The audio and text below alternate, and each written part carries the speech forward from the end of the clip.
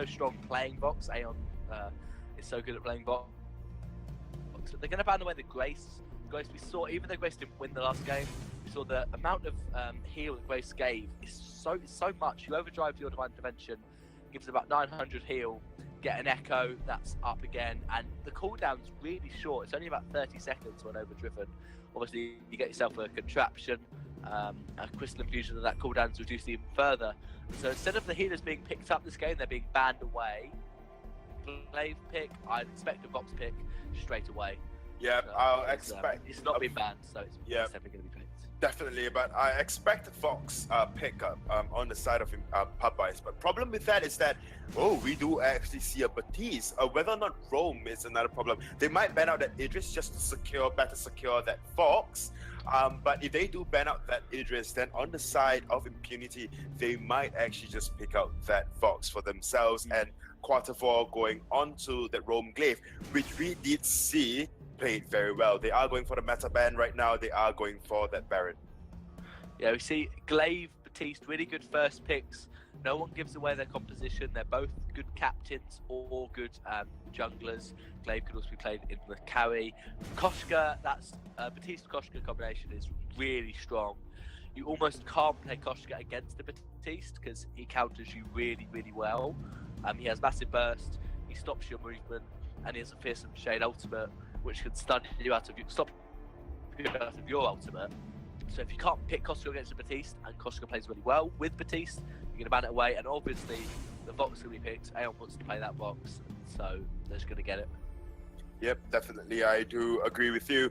Koshka does so well into that of Batiste. I do understand that Koshka being banned out. It is just a target ban for Chingy, but then they are neglecting the fact that Aeon just does so well on this Fox. On the side of Impunity, however, we do see a little change to that infamous poke comp with that Castro, Samuel, and of course supporting their team would be quarter 4 on that Glaive pickup. Although I'm not all for that Samuel pickup into the Batiste. Just because Batiste counters Samuel so well. Like we said in the previous game, if Batiste do land an Ordain on Samuel, when Samuel is in the Drifting Dark, then Samuel will be stunned out or would be forced to block that. Drifting Dark, yeah. And I think they should go Catherine here, make that a Crystal Power Batiste, go Catherine against the Kestrel, be a really strong combination. It's quite hard to play against this comp. The Kestrel, Samuel, they're going to try and outpoke. They're going to go Rome Batiste and go for the Celeste to try and outpoke Kestrel Samuel. This is going to be really hard for Popeyes to actually outpoke them. Obviously, we know Aeon is so comfortable on Vox that he'll be happy on Vox. I think she's going to have a little bit of trouble outpoking Samuel on Celeste because obviously Kestrel could easily outpoke Vox. It just has a longer range, especially with Glimmer shots. And the two, there were no proper Roams being picked, actually. There's 2 heroes that have both been flexed into Rome, which is interesting to see. That means there isn't that much CC. There's a stun from Celeste and from Kestrel, but Batiste and Glaive both don't have as much stuns as, say, Catherine would, or roots and stuns that Lance has, or heals of Lyra Adagio. They're much more...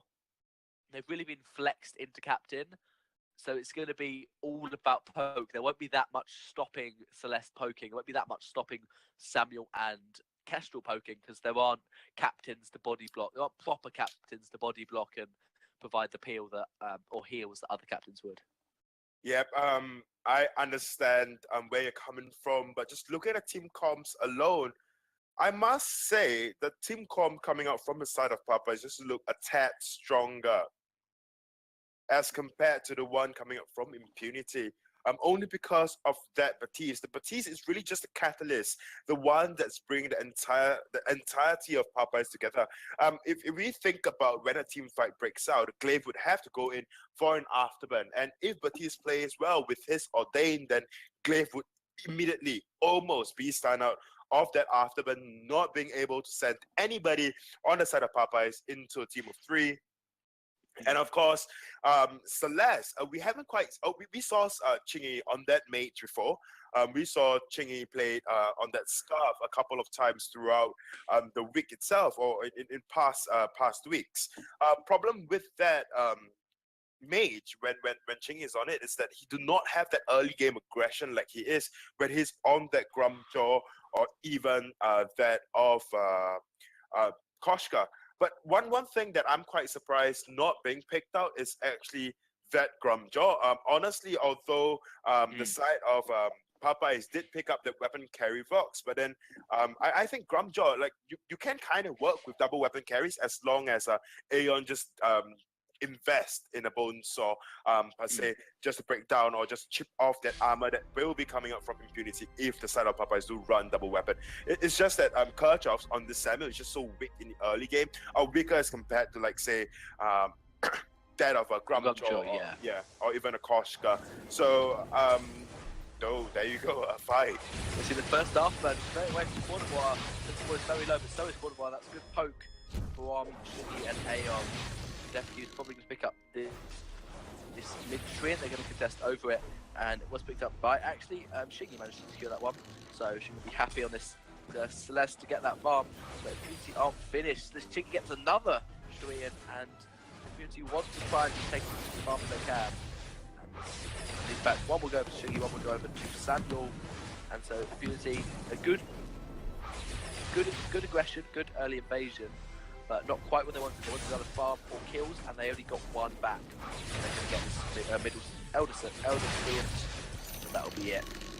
Well, yeah, definitely. I mean, Quarter War as a glaive at level 1, we know that Tezaboy or the General Batiste would not have that level 1 on that Ordained this early to game. And they are working to their early game comp with that Castro and Samuel. I mean, we are looking at DevQ on this Castro. And Castro, generally, it is known that Castro is so much, it's really just really strong early game hero, especially when you play Castro as the weapon carry instead of the crystal. So you don't have to wait, for your active camo. There is really nothing. Your glimmer shots do a lot of damage, and you can kind of outpoke Aeon on this Vox, on that Castro. And of course, not discounting the fact that Quarter 4 has got an afterburn and has got a ganking potential. Kirchhoff has rotated up lane. They are looking for a fight.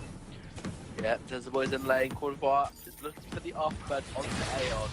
Aeon's doing well. He knows that Glaive's going to be there, so he's standing right at the top of the lane, stopping any afterburn from happening. Tezaboy obviously keeping Vox nice and safe. If Glaive does decide to afterburn, he can Ordain, and Aeon can try and Sonic zoom away, so that Glaive, if he afterburns, actually can afterburn Vox towards his own turret instead of towards Kestrel. And Shiggy is probably going to secure this tree. There's no way Sam can steal that. If Popeyes is standing in the right position, which they were. And so now Tezaboy's going to port home. Shiggy's going to wait for that mid to spawn and just keep farming up the jungle as well as she can. Samuel obviously is better than Celeste in the early game with that level 2 Drifting Dark power spike. As Shiggy will be happy to farm up. Well, definitely, I do agree with you. Samuel is just so much stronger with that Drifting Dark in the early game, at least at level 2. And it's really hard to catch Samuel out at all in the early game, as long as Samuel kites and then reposition himself as a when it needs to. Drifting Dark, he's going forwards in lane, just trying to get some poke onto Aeon, dragging him across the top. Damage if someone attacks him, but he wasn't attacked. Aeon's actually pretty much full health, and DevQ and Quarterbar are going to be bashing away. Aeon's just going to farm his way under turret as he can. Shiggy's now in lane. Lovely core collapse, and there's the healing attempt. One more basic will secure the kill. First blood for Shiggy. Quarterbar can afterburn away, and fine. DevQ is now going to try and stop this wave pushing into turret. Shiggy's going to try and poke him down with torpedoes. That's a good poke onto DevQ, and Shiggy wants a little bit of damage on this turret. Aeon's going to do the same, and so both teams are going to back off. No one going too aggressive, but a good kill for Shiggy. First blood going over to that Celeste, and he's going to be a bit greedy over this mid, over the tree, but a lovely stun onto Samuel. He's outside the different dark's finished. Aeon's taken down. Glaive got the kill onto Batiste, but Shiggy's going to port home. Kestrel's going to spot her. And Kestrel doesn't want to walk in the bush.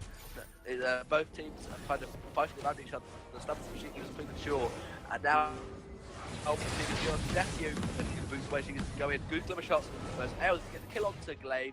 Goldminer will pick up Aeon with one more shot, and that will be Samuel getting the kill for that one. I think the gold mine should have 200 more gold in it for taking that kill. Lovely stun onto Kirchhoff's and the fountain to keep Shingy alive. Now they are going to back off and go and farm.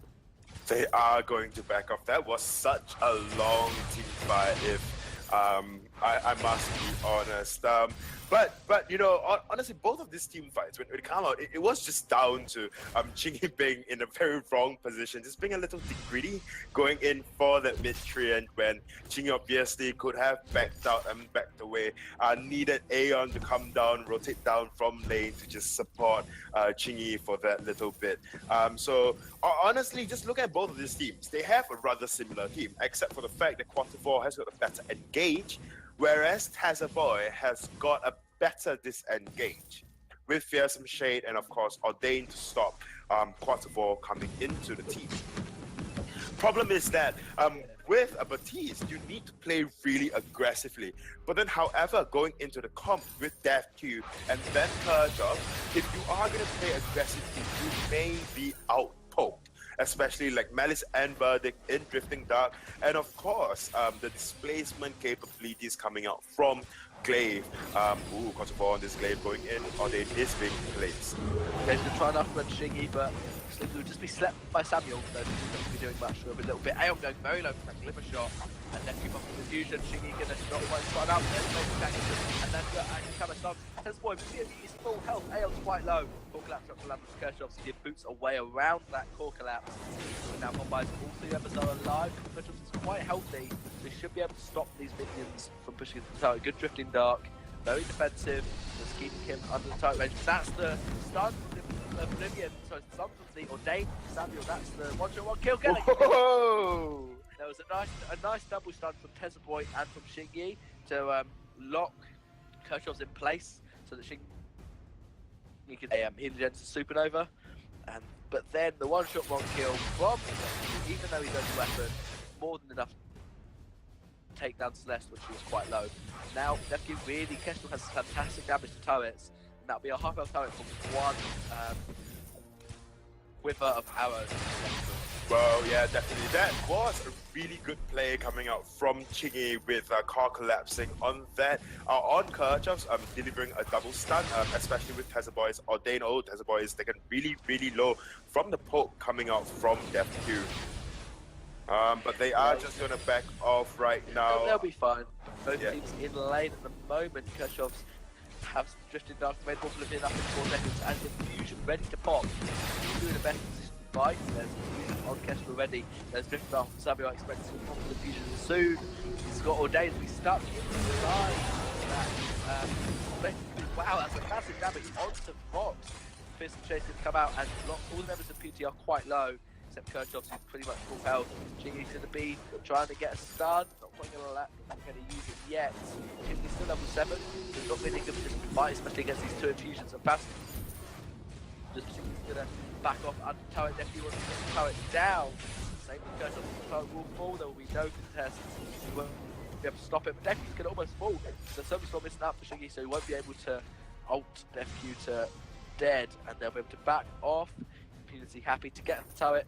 Kestrel picked up some nice items, and that was definitely a worthwhile infusion for DevQ and Kirchhoff's. Definitely. I mean, it is a 300 gold for each members of the side of Impunity. That is definitely a good pickup. I mean, the early infusions we've been seeing quite a lot coming out from these teams. And generally when they pop an infusion, they won like several objectives, whether or not turret into gold mine or turret into sentry, but they are just going to be happy with this turret. Oh, a big wave is coming for. Ooh, yeah, there's the afterburn from Glaive. And that's a lovely touch from Celeste. Now we Glaive being picked up from countering the infusions from Impunity by picking up their own. Celeste and Fox together when they both shot. DevQ's going low, Celeste is going to slow down. Lovely Ordain, he's going to get it. Not quite. It's almost not ready to miss Shade. It's not quite going to connect. Popeyes is going to try and get this turret. Going to hit by the 1-shot 1-kill. Phantom will keep alive. Shingy's going to go low. Samuel's doing really well to try and defend this turret. Popeyes got the kill from their infusions, but they didn't manage to push the turret because of Kestrel getting the 1-shot off, and Kirchhoff's still full health, managing to defend it. Popeyes are going to port, so Shingy's going to port home, almost dead, and Aeon's going to go in. He has got that tension mode proc ready if he wants to dive on Kirchhoff's. Isn't going to risk it. Off a 700 gold lead. More Impunity basically all in that first turret that they took down. Well, yeah, I mean, although there are a few times we do see Quartervore just mispositioning a little after the afterburn and not allowing. I mean, as a glaive, you generally have to do that. Yeah, you go in for an afterburn, and hopefully, whoever they afterburn into your team, you just hope that your team kills that person, so that your mispositioning or your unfavorable position. Yeah. Unfavorable positioning pays off. Yeah, but then we do see a one shot, one kill coming out from the side of Impunity. Slightly wide, and this will be a totally get it. But Sammy wants to go and pick it up very aggressive. He can land the contact, and the top top, lovely down Kurtos, but there's no save for Shingy. Gonna block up the Oblivion Samuel. Now there's the boy with more danger. 1 second, gonna land on the Death Cube, and he's stuck inside that little ring. Lovely call collapse. That'll be a double for Fox. Can he get the triple? Glaive's gonna try and run away. All members of Popeyes are low, but Quartervore can't do anything. He's only a captain. Ching is going to try and chase. Aeon's got Sonic Zoom up. Quartervore has got an afterburn in 5 seconds, so they're not going to chase that. They're not going to get the kill. But Popeyes could go for a gold mine. But Tesboy doesn't want to. He's too low on energy. Going to get that full metal jacket. Glaive going to pick that one up with the boot. Just one basic is enough. And the problem with Popeyes is they're not taking advantage of their kills. They got 2 kills. They forced Glaive to back off. And they tried to take a mid-trim and didn't get it, and that's all they got. And they didn't get anything else because they didn't hit the gold mine. They didn't try and go to the sentry. They didn't try and push the wave. They just tried to kill Glaive, couldn't do it, and then that was it. So slightly disappointing for Popeyes. Yeah, definitely. I mean, the side of Popeyes hasn't been quite objective focus from what we've seen in the previous game. The side of Impunity, they are going for the gold mine. They are looking for the gold mine. Death Cube. Just spoken. They tried to take that gold mine without any contest from Popeyes. They thought they're going to be backing off farming by the turret. We can probably take this before they notice. But as it got spotted out, they decided to just back off and not go for it. Popeyes could do the same, and they are going to do the same. They're going to say we can sneak this. The Glaive's going to get good vision on it. Kestrel has a 1-shot, 1 kill. Popeyes again going to try and sneak the gold mine. If they don't get it, they just back off, let the gold mine reset. And both teams seeing if they I doubt anyone's going to be able to sneak the gold mine now, because both teams have tried it, and so they'll both be wary of the other team trying to do it. Fusions repopped for Vox and for Celeste. So when Nephews runs out, we're in a good position for Popeyes to fight. What going to flare out? Nephew and Kotov's afterburn onto the minion from Glaive, and Celeste is going to poke to the side. Nephew managed to pick up. Actually, Quartervore picked up that.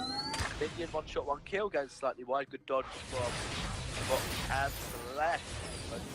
But there's the afterburn on Stingy, block the stuff, block the danger on the Glaive. That's the Oblivion going to just land. Celeste got herself as the one first, so that was lucky she wasn't slept out of that ultimate. It didn't land onto anyone, unfortunately. But for Celeste, Quartervore very low, still with the fountain though, so we'll be able to afterburn someone away and pop the fountain to keep himself alive. Shing is going to back off and push this wave up. No one getting killed, no one getting anything from that. Both teams being very passive.